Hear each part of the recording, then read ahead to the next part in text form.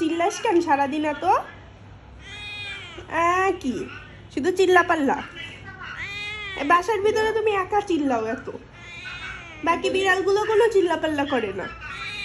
তুমি একটা দুষ্টু। এত তর্ক করবা না, ভালো হয়ে যাও। না তর্ক করবা না, কোনো কোনো তর্ক হবে না।